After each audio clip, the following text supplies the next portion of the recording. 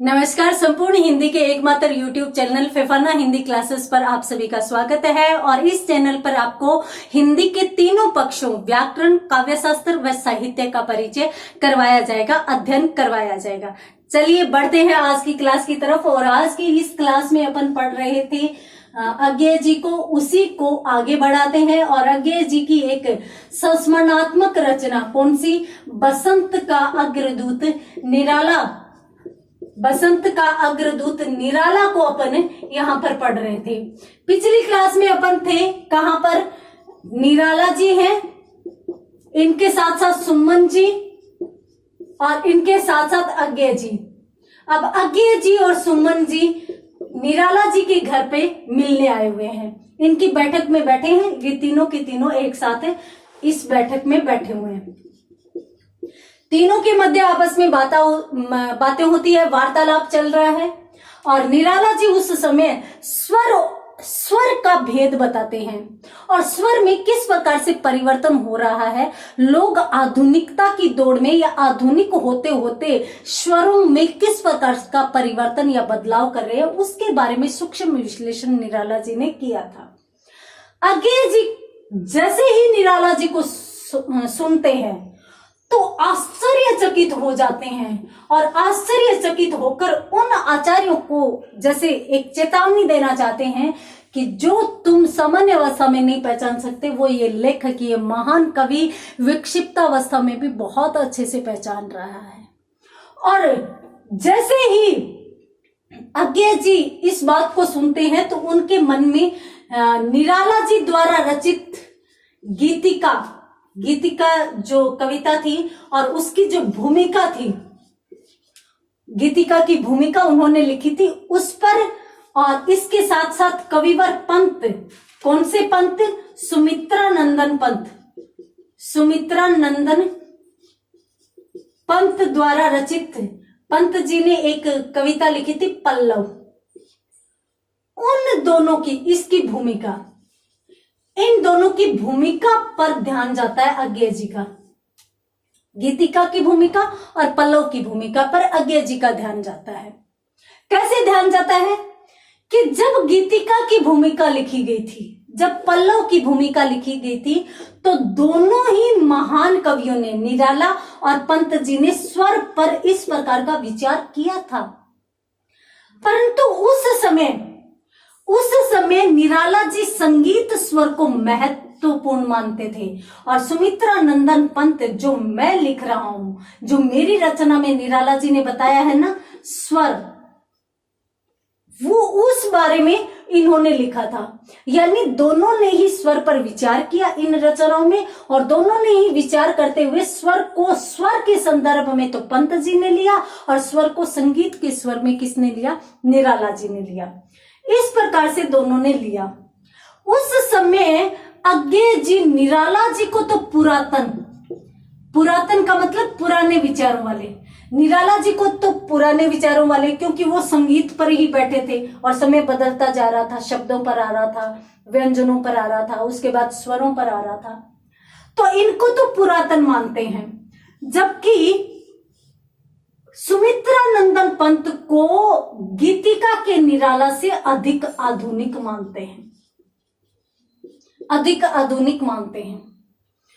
परंतु आज क्या देख रहे हैं? अज्ञेय जी यूं कह रहे हैं कि आज निराला जी में इतना परिवर्तन, यानी गीतिका में तो वो संगीत स्वर का पक्ष ले रहे थे और आज वो यूं कह रहे हैं कि मैं दोनों चीजों को समझता हूं और मैं बहुत अच्छे से समझता हूं, परंतु मैं तो संगीत की उसी भूमि पर खड़ा हूं। अर्थात निराला जी आगे बढ़ रहे हैं। निराला जी आज उस समय से बहुत अधिक आधुनिक हो गए, जबकि सुमित्रानंदन पंत जिन्होंने ये बात की थी उससे पीछे हट गए। यानी वो पीछे फिर से इधर आ रहे थे और पीछे हटे क्या? हटते ही गए। यानी सुमित्रानंदन पंत तो पीछे चले गए और निराला जी आगे गए। और यहां पर अज्ञेय जी यूं कहते हैं कि यदि कोई सहृदय लेखक, यदि कोई युवा सहृदय लेखक यूं समझे कि मुझे कोई ऐसा पाठक मिले जो मेरे साहित्य को समझे, यानी सहृदय लेखक सोचे कि मुझे एक सहृदय पाठक मिले, तो उसे इससे बढ़कर पाठक कोई नहीं मिल सकता। क्योंकि अज्ञेय जी के पाठक थे निराला जी। अज्ञेय जी को पढ़ा और उनको समझा, उनके साथ जुड़े। तो कहते हैं, देखिए, लेखक जो भी लिखता है वो हृदय से लिखता है, हृदय से उत्पन्न होता है, हृदय के भावों को लिखता है। अब वो चाहता है कि जिस प्रकार से मैंने, जिस हृदय के भाव जिस प्रकार से मैंने व्यक्त किए हैं, उसी रूप में वो पाठक तक पहुंचे। और उसी रूप में पाठक तक कब पहुंचेंगे? जब पाठक भी इसी प्रकार का सहृदय हो। आप देख लीजिए, अपन पृथ्वीराज रासो का उदाहरण लेते हैं। हिंदी साहित्य के इतिहास को 4 कालों में बांटा गया है, हम जानते हैं। और 4 कालों में जो पहला काल है उसे आदिकाल के नाम से जानते हैं। और आदिकाल में एक महाकाव्यात्मक ग्रंथ है पृथ्वीराज रासो, जिसके रचनाकार चंद बरदाई थे, जिसकी रचना चंद बरदाई ने की थी, ये हम सभी जानते हैं। अब उसको याद कीजिए। अब चंद बरदाई पृथ्वीराज चौहान का किस प्रकार से वर्णन करते हैं, अब हम पढ़ेंगे तो उसमें आनंद मिलेगा, यानी हम उसमें इतने खो जाएंगे। और जैसे जैसे चंद बरदाई पृथ्वीराज चौहान की वीरता का वर्णन करेंगे कि वो युद्ध के मैदान में जाते थे तो उनकी तलवार बात करती थी, और जैसे ही वो युद्ध के मैदान में जाते थे तो शत्रु थर थर कांपने लगते थे। तो युद्ध कला की और उनकी वीरता का जिस प्रकार से वो वर्णन करते हैं, उसी प्रकार से अपने या जो भी सहृदय पाठक होगा उसके रोंगटे खड़े होने लग जाएंगे, वो उनकी भावना के साथ जुड़ जाएगा। और यदि वहां पर कोई इतिहास का पाठक आया, वो यूं देखेगा ऐसा होता है कि नहीं होता, ये हुआ था कि नहीं हुआ था, अगर ये हुआ था तो पृथ्वीराज चौहान हारा क्यों, मोहम्मद गोरी के हाथों पकड़ा क्यों गया, और ये कब हुआ था, ये बात सही है या नहीं, यानी वो उसमें रस नहीं खोज पाएगा, वो उसमें तथ्यात्मकता ढूंढने का प्रयास करेगा। और यदि कोई विज्ञान वाला स्टूडेंट आ गया, विद्यार्थी आ गया, वो यदि उसको पढ़ेगा तो वो यूं सोचेगा सब बकवास है, ऐसा हो ही नहीं सकता। अब हमारे कवि निराला जी को ले लो। निराला जी ने एक कविता लिखी है, वह है तोड़ती पत्थर। एक महिला, जो मजदूर महिला है, जो पत्थर तोड़ रही है, पत्थर तोड़ तोड़ कर मजदूरी कर रही है, वो अपने पत्थर तोड़ने में ही लगी रहती है। देखा मुझे उसने इलाहाबाद के पथ पर, यानी उस समय वो पत्थर तोड़ती हुई महिला के पसीने की जो बूंदे गिर रही है, उसी में भी निराला जी को सौंदर्य दिखाई दे रहा है। एक कवि को तो झुर्रियों से भरे हुए चेहरे में भी सौंदर्य नजर आता है, और वो जैसे सौंदर्य लिखता है उसी प्रकार से अपने पाठक को भी उसी प्रकार से जोड़ लेता है। परंतु तभी जोड़ पाएगा जब पाठक भी उसी की मानसिकता के अनुसार सोचे, उसी की मानसिकता के अनुसार ध्यान दे। इसीलिए मैं हमेशा मेरी क्लास में कहती हूँ कि यदि आप हिंदी की क्लास में बैठते हैं तो हिंदी का दिमाग लेकर आइए, यानी सहृदय पाठक के रूप में बैठ जाइए। और यदि आप ज्योग्राफी की क्लास में बैठते हैं, इतिहास की क्लास में बैठते हैं, तब आप तथ्यों पर जा सकते हैं, तब आपके पास दिमाग होगा कि क्या, क्यों, कैसे। साहित्य में बहुत रस है, बहुत आनंद है, और उस आनंद को पाने के लिए आपको सहृदय होना पड़ेगा, सहृदय बनना पड़ेगा। यहाँ पर अज्ञेय जी यही कहते हैं कि यदि कोई लेखक जो सहृदय है, वो चाहता है कि मुझे सहृदय पाठक मिले, तो इससे बड़ा सहृदय पाठक शायद कोई नहीं होगा। क्यों? क्योंकि निराला जी ही एक ऐसे व्यक्तित्व है जो लेखक के साथ चल सकते हैं, उसकी भावुकता उसके हृदय के साथ चल सकते हैं। तो यहाँ पर निराला जी की इस प्रकार की भावनाओं को देखते हुए अज्ञेय जी बहुत ज्यादा भावुक हो जाते हैं। इधर सुमन जी भी उत्सुक हो गए। अब सुमन जी की उत्सुकता को बार बार नहीं रोका जा सकता, तुरंत यूं बोले, तो निराला जी इस बात पर कुछ सुना दीजिए, कुछ सुना दीजिए, मतलब कुछ कविता या कुछ भी सुना दीजिए। जैसे ही सुमन जी यूं बोले तो अज्ञेय जी को भी ये ध्यान नहीं रहा कि सुमन जी को चुप करवाना है।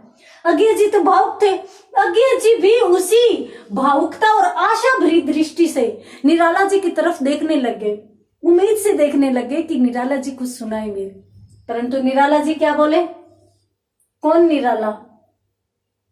आई am not Nirala, Nirala is dead. किस निराला की बात कर रहे हो? मैं कोई निराला नहीं हूं, निराला तो मर चुका। और यहाँ पर आज्ञा जी फिर भावुकता में लिखते हैं कि सच में वो निराला मर चुका था जो था, अब तो वो निराला मरता ही मरता जा रहा है। तो इस प्रकार से इन तीनों के बीच में आपस में बातें हो रही थी और इस विषय पर बात करते ही निराला जी वहां से खड़े होते हैं और खड़े होते हुए यूं कहते हैं कि मैं आपके लिए कुछ लेकर आता हूं। इसी बीच वो खड़े होने लगते हैं, इतने में सुमन जी कह रहे हैं आपकी एक रचना आई है ना, आपके पास मिलेगी वो? कौन सी? अर्चना। अब अर्चना भी निराला जी द्वारा रचित एक महत्वपूर्ण पुस्तक थी। तो सुमन जी ने कहा कि आपकी एक नवीन रचना आई है अर्चना नाम से, वो आपके पास है क्या? वो मिलेगी क्या?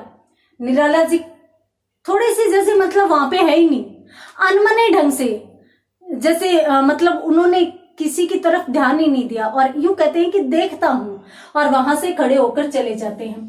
थोड़ी ही देर बाद दो पुस्तक हाथ में लेकर आते हैं और एक पुस्तक तो सुमन जी को थमा देते हैं और एक पुस्तक अपने सामने पड़ी टेबल पर रख देते हैं। और रखते हुए और इस पुस्तक के लिए आज्ञा जी को कहते हैं कि ये पुस्तक मैं तुम्हें दूंगा। सुमन जी फिर उत्साहित हो गए और बोले तो ये मेरी है, जो सुमन जी को दी थी ना उसके लिए, कि तो ये मेरी है, मतलब अगर आप ये इनको देंगे तो ये मुझे दी है तो इसका मतलब मेरी हुई। तो निराला जी कुछ नहीं बोले, परंतु सुमन जी ने ही फिर से जवाब देते हुए कहा तो इस पर कुछ लिख दीजिए ना। जैसे मतलब आप किसी के फैन हो, प्रशंसक हो, तो उसका ऑटोग्राफ लेने के लिए जाते हो, उससे कुछ लिखवाने जाते हो। तो उसी प्रकार से सुमन जी भी बहुत भावुक थे, निराला जी का सम्मान करते थे, इसलिए वो चाहते थे कि उनकी उस पुस्तक में निराला जी अपने हाथ से भी मुझे कुछ लिख कर दे। निराला जी ने सुमन जी से पुस्तक हाथ में ली। मुख पृष्ठ का मतलब होता है कि पहला ही पेज ध्यान से देखा और फिर वापस पुस्तक को बंद करते हुए सुमन जी को वापस देते हुए कहते हैं कि कौन निराला? निराला इज नो मोर, निराला तो मर चुका। आई एम नॉट निराला, मैं नहीं लिखूंगा।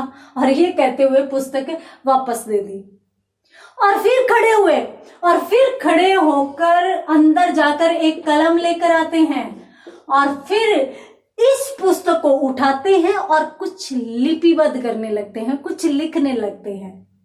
जैसे ही कुछ लिखने लगते हैं तो आज्ञा जी के लिए थी ये पुस्तक। अब आज्ञा जी के अंदर भूचाल सा आता है कि झुककर जल्दी से देखूं कि उसमें क्या लिख रहे हैं। वो अत्यंत उत्सुकता, परंतु अपने आप को संयमित कर लेते हैं, अपने आप पर नियंत्रण करते हैं। आज्ञा जी में नियंत्रण बहुत ज्यादा है, सुमन जी नहीं रख पा रहे। तो आज्ञा जी अपने आप को नियंत्रित कर लेते हैं और फिर बैठे रहते हैं और निराला जी कुछ लिख रहे हैं। जैसे जैसे उनकी कलम चल रही थी आज्ञा जी को लगा कि लिख तो अंग्रेजी में रहे हैं, अब पता नहीं क्या लिख रहे हैं। निराला जी ने 3 पंक्तियों में कुछ लिखा और तीसरी पंक्ति में NI ये 2 लिखे ही थे। इतने में सुमन जी फिर से बोल पड़े। सुमन जी क्या बोले? निराला जी ये पक्षपात है, आप गलत कर रहे हैं, मेरी वाले में तो कुछ लिखा नहीं और अब इस बुक में आप बिना कहे लिख रहे हैं, ये गलत बात है। और जैसे ही यूं कहा निराला जी फिर कहे नहीं मैं कुछ नहीं लिखूंगा, निराला तो है ही नहीं, निराला तो रहा ही नहीं, वो तो मर चुका, मैं कुछ नहीं लिखूंगा। और फिर वहां पर इसके आगे कुछ लिखने वाले थे परंतु डॉट डॉट लगाकर छोड़ देते हैं, एक लकीर खींचते हैं और उसके नीचे डेट अंकित कर देते हैं, तारीख लिख देते हैं और वहीं पर पुस्तक को बंद करके आज्ञा जी की तरफ दे देते हैं, आज्ञा जी को दे देते हैं। अब उस समय भी आज्ञा जी को यूं होता है कि मैं जल्दी से देखूं क्या लिखा है, परंतु आज्ञा जी फिर अपने आप को रोक लेते हैं और फिर अपने आप को रोक लेते हैं और यूं सोचते हैं कि अब नहीं देखूंगा, थोड़ी देर बाद देखूंगा। और निराला जी के सामने ही मैं यदि भावुकता से देखूंगा तो ये क्या सोचेंगे, तो इसलिए आज्ञा जी यहाँ पर फिर अपने आप को रोक लेते हैं और उसी समय निराला जी खड़े होते हैं और खड़े होते हुए यूं कहते हैं कि मैं तुम दोनों के लिए कुछ लाता हूं। अब देखिए आगे क्या होता है। बहुत ही रुचिकर बातें, बहुत ही रुचिकर।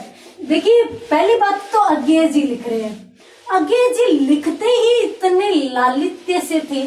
और दूसरी बात, ये संस्मरणात्मक रचना होगी। संस्मरणात्मक रचना एक कहानी की जैसी होती है।